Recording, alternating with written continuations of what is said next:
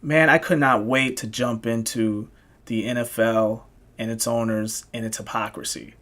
I I kind of waited and took my time with cutting this video because this whole protesting thing and how the league is reacting to it has been a growing mechanism. It's been evolving on a daily basis, almost hourly. And I wanted to wait and just kind of grasp as much as I could during the week. I didn't want to cut the video too early because something else came out and I missed out on it. I wanted to wait as long as possible to see every single thing that I can see so I can process it before I cut this video. But now, we are in the middle of the week and we've seen a lot of the reactions from the league and its owners and certain teams that said that they wasn't gonna be involved with any protests, we will not. Jerry Jones's case, the fucking hypocrite that he is. I'm a Cowboys fan. I'm a lifelong Cowboys fan, and the guy's a fucking hypocrite. But he was one of the guys that forbid his players from kneeling, from protesting at all when it came to the flag. But things changed once Donald Trump had something to say about not only you running your organization, but also threatening to take money out of your pockets. That's the only reason why Jerry jumped on board. That's the only reason why the Dan Snyders of the world jumped on board and the Bob McNairs jumped on the board, because Trump dared to tell them how to run their organization. And even worse, he told fans to not support their product, which in turn takes money out of their pockets.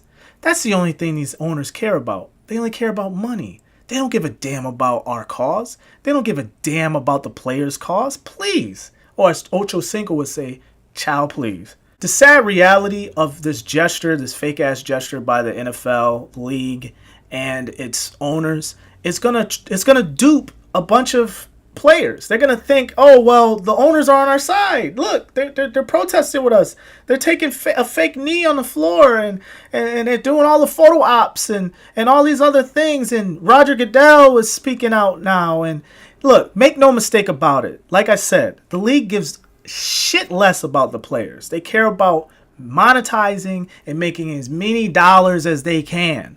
And they don't want to rock the boat. The only reason why they rock the boat is because Donald Trump threatened their money. It had nothing to do with people getting unarmed blacks and unarmed colored people or unarmed people in general getting shot down on the street for no goddamn reason. It had nothing to do with that, because Colin Kaepernick stood for that over a year ago. Everybody turned their back on Colin. They blackballed the man out of the league. He might have jeopardized, he might have sacrificed his entire career just to bring awareness to being, I don't know, equality. How is equality a huge thing to ask for? How is that a huge thing to ask for? We got to jump into all of this stuff about the flag and all this stuff about this, that, and the third. I already got into that. And I already got into that on the Voice Junkie podcast when I went after Ray Lewis's ass about talking about the flag several months ago.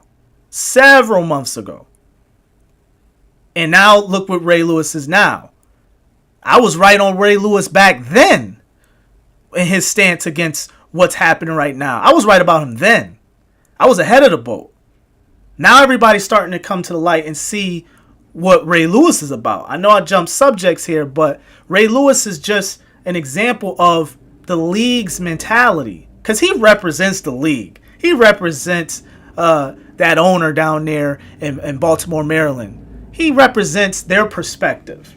That's why the black community is up in arms and attacking Ray Lewis, because Ray Lewis is out here cooning. Let's call it for what it is. He's cooning.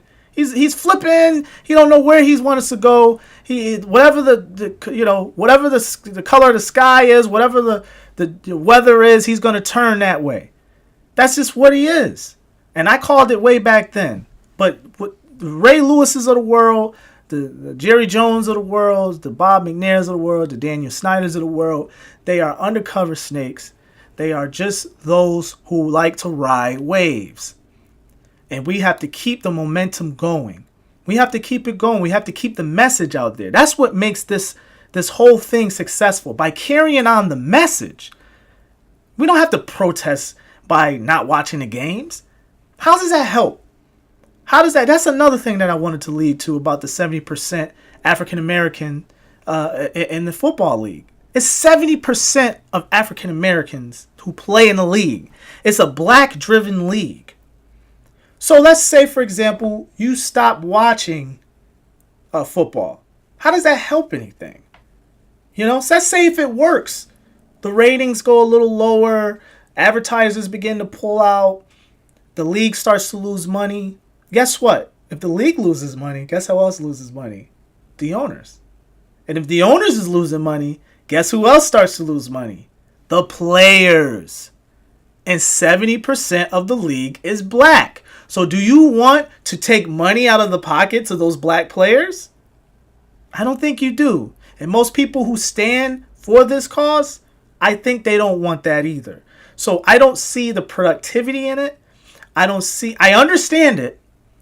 I understand the conscience behind doing it, but I don't understand the overall productivity of it. That's my point for protesting the games. And I'm going to continue to watch, but I'm also going to continue to drive home the message, as I've done for almost a year now since Colin started this. And actually, I was talking about this back when Mike Brown got shot down in the middle of the street. Check the tape.